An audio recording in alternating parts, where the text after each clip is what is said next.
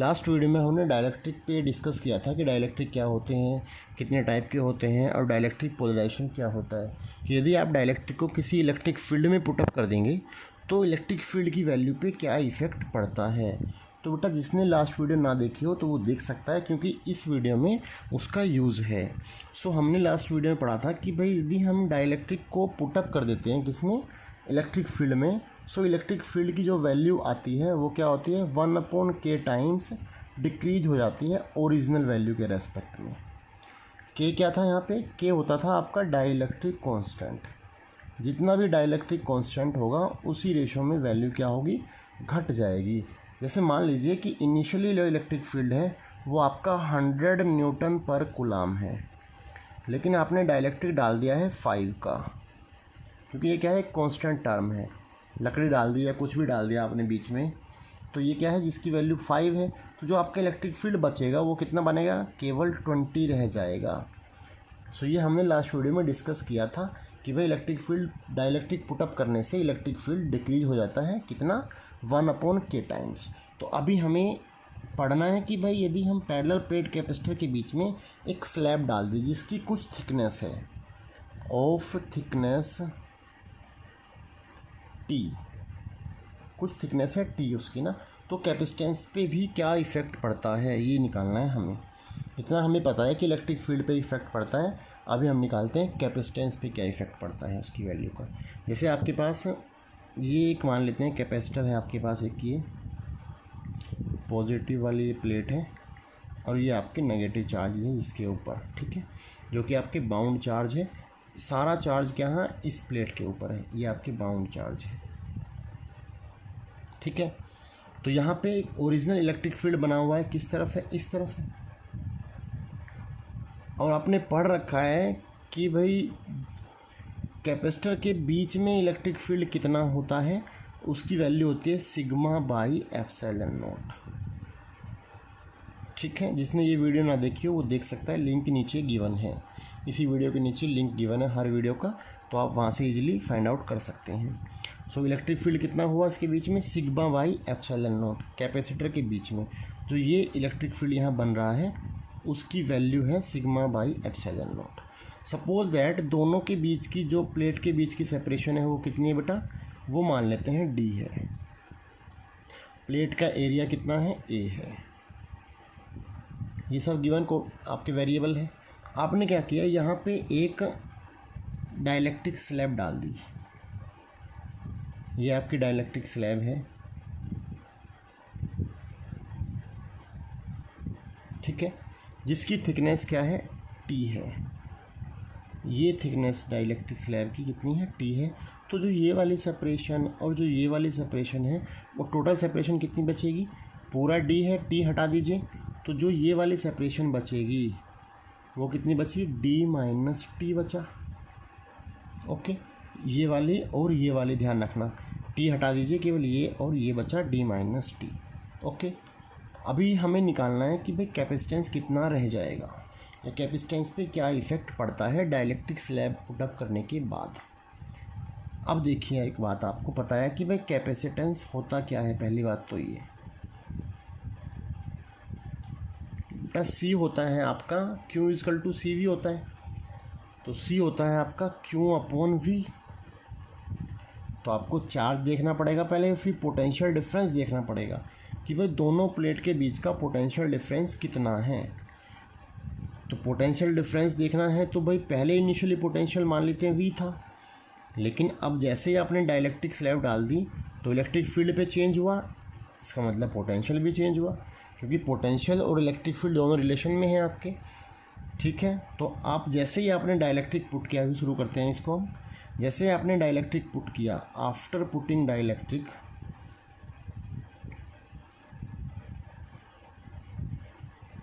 तो जो डाइलेक्ट्रिक के अंदर इलेक्ट्रिक फील्ड बनेगा वो क्या होता है, इसके अपोजिट बनता है।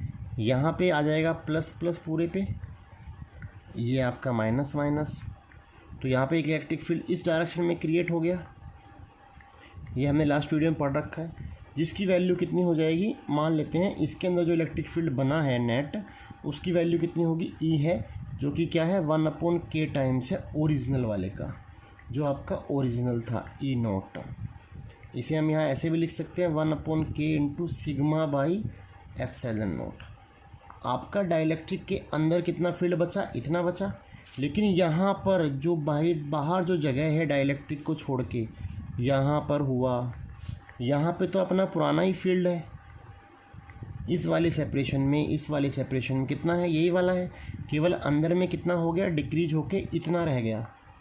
सो आपको एक बात पता है कि जब आपका इलेक्ट्रिक फील्ड 1/k ये वाला है, सिग्मा अपॉन एप्सिलॉन नॉट है, किस थिकनेस के लिए है ये केवल t थिकनेस में है। और जो ओरिजिनल फील्ड है आपका सिग्मा बाई एप्सिलॉन नॉट, वो किस में है, जो बची हुई थिकनेस है d माइनस टी में है। समझना चीज़ों को, यहाँ क्या है, ये इलेक्ट्रिक फील्ड है और ये आपका थिकनेस है। सो इलेक्ट्रिक फील्ड फर्स्ट, इतना इलेक्ट्रिक फील्ड थिकनेस के लिए, इलेक्ट्रिक फील्ड ये वाला d माइनस टी के लिए है। आपको निकालना है पोटेंशियल डिफरेंस। पोटेंशियल क्या होता है, आपको बताया कि भाई जो इलेक्ट्रिक फील्ड और पोटेंशियल में रिलेशन होता है वो होता है dV/dr, या इसे हम ऐसे भी लिख सकते हैं V/dr, मतलब जो सेपरेशन हो आपकी d। So V equal to क्या हो जाएगा, E इंटू डी। तो यदि मैं पोटेंशियल निकालूँ, यहाँ का पोटेंशियल कितना बनेगा, दिस इंटू दिस, क्योंकि E इंटू डी हो जाएगा। थिकनेस यहाँ पे क्या है, T है, और यहाँ पे इलेक्ट्रिक फील्ड इतना है, तो कितना बन गया, sigma upon K epsilon not into T हो गया। यहाँ का कितना बनेगा, d minus T into sigma upon epsilon not. ये बन गया। नेट कितना हो गया भाई, क्योंकि आपका पोटेंशियल क्या है कि स्केलर क्वांटिटी है। सो नेट पोटेंशियल कितना बन गया आपका, वो बन गया this plus this, sigma upon K epsilon naught t plus d minus t sigma upon epsilon naught. आप दोनों में से यहाँ कॉमन ले सकते हैं, sigma upon epsilon naught common आ गया, तो आपके पास क्या बच गया, यहाँ बचा बेटा d minus t plus t/k। यह आपका पोटेंशियल बच गया। इस पोटेंशियल की वैल्यू को आप यहाँ अपने कैपेसिटेंस में पुट कर दीजिए, क्योंकि आपको तो कैपेसिटेंस निकालना है कि भाई डाइलेक्ट्रिक डालने के बाद कैपेसिटेंस कितना रह जाता है, तो अभी वो निकाल लेते हैं। तो आपको C निकालना था, Q अपॉन V। क्यों आपके पास कितना है भाई, क्यों क्या होता है, आपको पता है कि भाई यहाँ प्लेटें हैं, प्लेट है मतलब उसकी कुछ ना कुछ सरफेस चार्ज डेंसिटी होगी, और सरफेस चार्ज डेंसिटी क्या होती है, चार्ज अपॉन एरिया होता है, जो कि हमने A माना है प्लेट का एरिया। सो यहाँ पे चार्ज कितना हो जाएगा बेटा, सिग्मा इंटू ए हो गया। सो यहाँ पे चार्ज की वैल्यू पुट कर दिया आपने, sigma into A divide by potential जो आपका ये आया है वो क्या है आपका, sigma upon epsilon not d minus t plus t upon के। सिग्मा सिग्मा आपका कैंसिल आउट हुआ, तो आपके पास जो कैपेसिटेंस आ गया वो कितना आया, एप्सिलॉन नॉट घूम के ऊपर चला जाएगा, A divide by d minus t plus t upon के।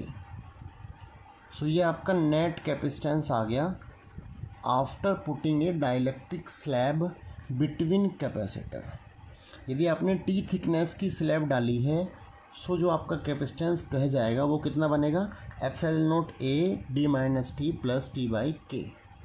अब देखिए, यदि हम क्या करें, इस पूरी की पूरी जो फील्ड हमारा गिवन है बीच में कैपेसिटर के प्लस और माइनस प्लेट के बीच में, यदि हम इस पूरे को ही डाइलेक्ट्रिक से फुलफिल कर दें, इफ़ क्या कर दें, हम पूरे को फिल कर दें, मतलब जो T था वो पूरा D बन जाए। इफ़ T बिकम्स D,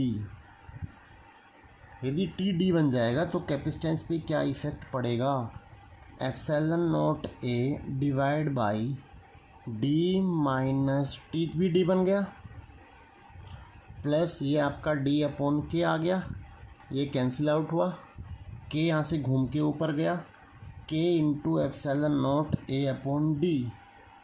ये आपका C डैश मान लेते हैं कि भाई कैपेसिटेंस जो आपका है वो C डैश है डाइलेक्ट्रिक के बाद।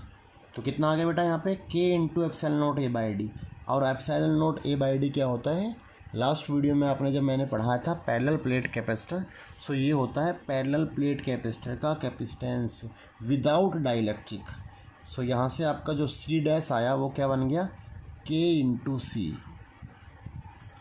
मतलब जैसे ही आपने डाइलेक्ट्रिक पुट किया, जिसकी डाइलेक्ट्रिक जिसका कांस्टेंट के था, तो क्या हो गया कैपेसिटेंस, के टाइम्स हो जाता है ओरिजिनल वाले का। कब, यदि आपने पूरा फुल्ली फिल्ड कर दिया है तो।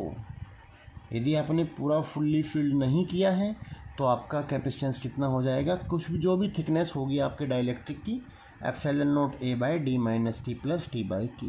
जैसे इस फॉर्मूले पे बेस आपके एनसीईआरटी में एक न्यूमेरिकल है जो कि बोर्ड में 2-3 बार आया भी है, डायरेक्ट क्वेश्चन है, सेम वही क्वेश्चन बोर्ड में आता है। क्वेश्चन क्या बोलता है, यहाँ पे लिखा हुआ है, A slab of dielectric constant K has same area as the plate of the parallel plate capacitor but has a thickness this। यहाँ पे देखो सेम वही फॉर्मूला आपको यूज़ करना है कि जो आपका कैपेसिटेंस होता है वो क्या होता है बेटा, epsilon naught A divide by D minus t plus T by के। आपको यदि ये फॉर्मूला लर्न है तो आप इजीली पुटअप कर दीजिए, वरना आपको यदि बोर्ड में ये याद नहीं होगा तो आपको निकालना पड़ेगा, तो आपका थोड़ा सा टाइम कंज्यूम हो सकता है। ठीक है, तो आपका कैपेसिटेंस का फॉर्मूला क्या होता है, epsilon naught A by D minus t plus T by के, ये होता है। अब यहाँ पे थिकनेस आपको दे दी गई है कि थिकनेस कितनी है, 3d/4 है, और डाइलेक्ट्रिक कॉन्स्टेंट कितना है, के है। So how is the capacitance change when slab inserted between the plates. यदि आप उस स्लैब को बीच में डाल दे, यहाँ पे लिखा था सेम एरिया है, इसका मतलब पूरा फुलफिल कर दिया है आपने उसको ना, आपने जो है सेम एरिया के बराबर। जैसे आपका ये क्या है, प्लेट है, तो इस प्लेट के बराबर ही आपकी थिकनेस वाली ये है, इस तरह से। इसकी जो ये टी है ये आपको गिवन है 3d/4। सो आप डायरेक्ट फॉर्मूला लगा दीजिए कि कैपेसिटेंस पे क्या इफ़ेक्ट पड़ेगा। सो आपका जो कैपेसिटेंस हो जाएगा वो क्या हो जाएगा, epsilon naught A divide by D minus t plus T by के। सो डी माइनस टी, डी आपको गिवन है नहीं, डी तो डी है आपके पास, टी की वैल्यू कितनी है, 3d/4 हो गया आपका, प्लस टी अपॉन के, ये आपका हो गया। आप इसको सोल्व कीजिए, टी की वैल्यू क्या है यहाँ पे भी डालेंगे आप 3d/4। सो आपका ये एक्सप्रेशन बनेगा d minus 3d/4 plus 3d/4, नीचे के आ जाएगा, इसको आप सोल्व कीजिए तो आपके पास क्या मिलेगा expression, epsilon naught A divide by, यहाँ से डी कॉमन आ जाएगा बाहर, यहाँ पे क्या बच गया, 1 माइनस 3/4 प्लस 3/4 ऑफ के, ये आ गया आपके पास। C dash epsilon naught A by D क्या हो गया, सी हो गया आपका जो ओरिजिनल पैरेलल प्लेट का कैपेसिटेंस था, इसे सी नोट आप डाल सकते हैं। 1 अपॉन में क्या है, 1 माइनस 3/4, ये वैल्यू कितनी हो जाएगी, इनका एलसीएम 4 आया, 4 माइनस 3 1/4 प्लस 3/4 के, ये आपके पास आ गया। इसको आप सिंप्लीफाई कीजिए, कितना बनेगा बेटा, नीचे का एलसीएम आ गया 4 के घूम के ऊपर चला जाएगा, यहाँ इधर आ जाएगा k प्लस 3। सो जो आपका नेट कैपेसिटेंस आया जब आपने इस थिकनेस की स्लैब डाली, वो कितना आ गया, 4k divide by k plus 3 times हो गया ओरिजिनल वाले का, जितना आपका इनिशियली पहले था। यदि यहाँ कुछ वैल्यू गिवन होती कि भाई जो आपका कैपेसिटर था इनिशियली सी नोट की वैल्यू कुछ है, आप यहाँ पुटअप कर देते इसको, और यदि के की वैल्यू भी पता होती तो डायरेक्ट आप क्वेश्चन में डाल देते, तो आपको कैपेसिटेंस की वैल्यू मिल जाती कि भाई कैपेसिटेंस कितना रह जाएगा। यही क्वेश्चन कई बार आया है, 2 या शायद 3 बार आया है ये बोर्ड में। एनसीईआरटी का न्यूमेरिकल है, एग्जाम्पल है ये एनसीईआरटी का ही। सो इसको आप ज़रूर ट्राई करना खुद से एक बार। सो क्या है कि कैपेसिटेंस किसी भी पैरेलल प्लेट कैपेसिटर का डाइलेक्ट्रिक डालने के बाद क्या होता है, बढ़ जाता है।